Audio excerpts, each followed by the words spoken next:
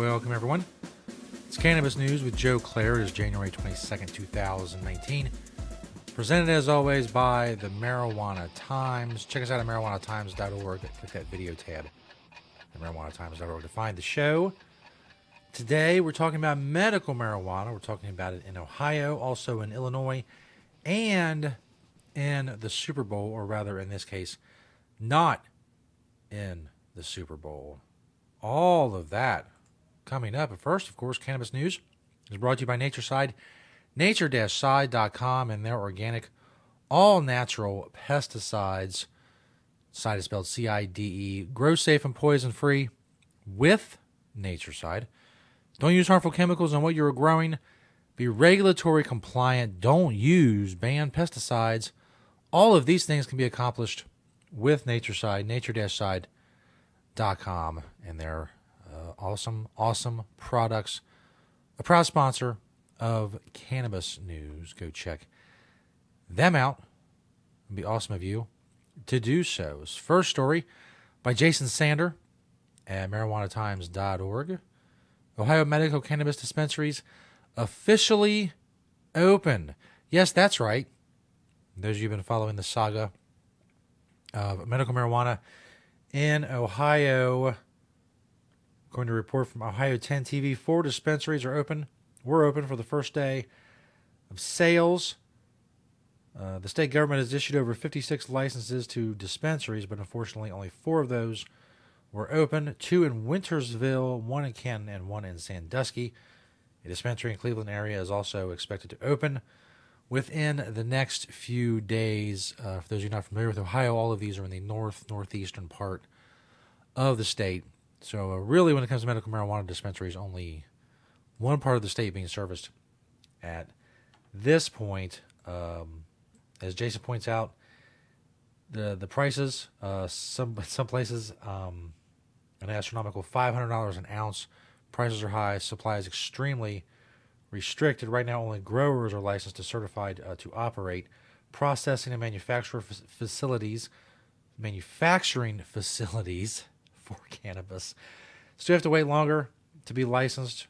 The medical program in Ohio currently allows for physicians to recommend patients use medical cannabis if they have one of 21 qualifying conditions. The lack of processing manufacturing means no edibles, no concentrates, things of that nature. So right now, only flower being sold in Ohio to medical marijuana patients, as is the case with most medical marijuana programs. Not all, but most. It's going to take them a while to get off the ground and get supplied to a point where prices are going to start dropping. Hopefully, at least for the sake of patients in Ohio, that is soon. This next story from MJ Biz Daily.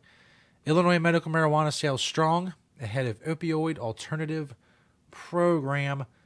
Illinois' medical marijuana program posted steady growth in 2018, pulling in $133 million in dispensary sales, while increasing patient enrollment 66% over the course of the year. Those of you watching the video version of the show can see the chart there for the year 2018, of course, for Marijuana Business Daily. You see towards the beginning, or the middle, rather, of the month, you see that concentrate and infused product sales overtake dry flower sales, which is not surprising. Concentrates, edibles, things of that nature have a lot of advantages over just flower, although obviously patients should be allowed the choice. But given the choice, more and more will probably choose concentrates and infused products. Annual sales at Illinois dispensaries increased 55% last year versus 2017, with average monthly sales going from $7 million per month to about $11 million per month in 2018. So the medical marijuana program continues to grow in Illinois. This year, of course, they're going to discuss a lot and in-depth and maybe even vote and pass something along the lines of adult use legalization in Illinois. That will be interesting to see, especially in the context of the medical marijuana program. In 2018, an average of 1,875 new patients registered for the program in Illinois each month, which is up from an average monthly patient increase of over 1,200 in 2017. So it's just continuing to grow, and the rate of growth continues to grow as well. It's It's growing. Medical marijuana program is growing in Illinois is the upshot. This last story from CBS News reporting on its own station, its own network. CBS rejects Super Bowl ad touting benefits of medical marijuana. That's right. CBS decided that we can't talk about the benefits of medical marijuana during the Super Bowl. Now, look, I know that the hypocrisy in this is obvious, and I probably don't need to point it out, but I think that maybe just for the few people who are new, maybe just came across this on the internet, they're wondering what's going on, I'll put it out there anyway. You're going to see dozens of alcohol commercials during the Super Bowl. So for CBS to say that there can't be a commercial that touts the benefits of medical marijuana, why people, however many people die from alcohol a year, I don't have the figures in front of me. It's more than marijuana. It's more than zero. It's more than tens of thousands, I would imagine. If I remember correctly, as I said, I don't have the numbers in front of me. You can correct me if I'm wrong in the comments of the video, obviously. But the amount of alcohol commercials they're going to be seeing during the Super Bowl really puts a new spin, gives a new perspective on CBS rejecting an ad about medical marijuana. For more on this story, well, let's go, for more on the story on CBS, let's go to CBS News. For some, the commercials are the best part of Super Bowl Sunday, but one controversial ad will not be seen this year. Mark Strassman has more. No, he does. Hello, Super Bowl! Super Bowl 53 will be a clash of the coasts. The New England Patriots against the Los Angeles Rams. It's incomplete. In both Massachusetts and California, their home states, the use of medical or recreational marijuana is legal. Acreage Holdings, a so-called seed-to-sale cannabis company, wanted to air an ad about the benefits of medical marijuana during the game. CBS rejected it. George Allen is the company's president. And they said, we're not taking advertisements for cannabis. And I think it was categorical. Currently, 33 states and Washington, D.C. Now, I would imagine if pressed, CBS could say that the difference between medical marijuana and alcohol, obviously, is that medical marijuana is not federally legal and alcohol is.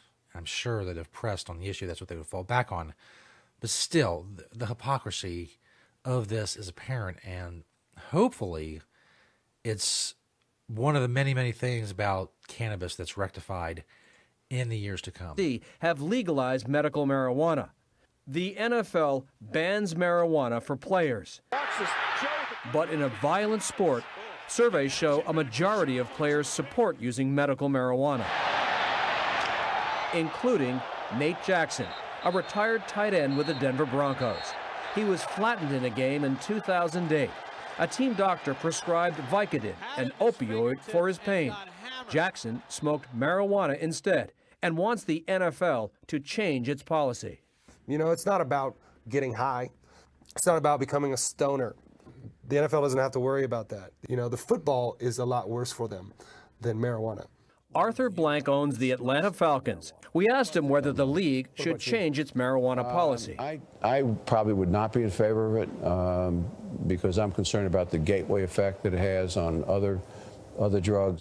Right.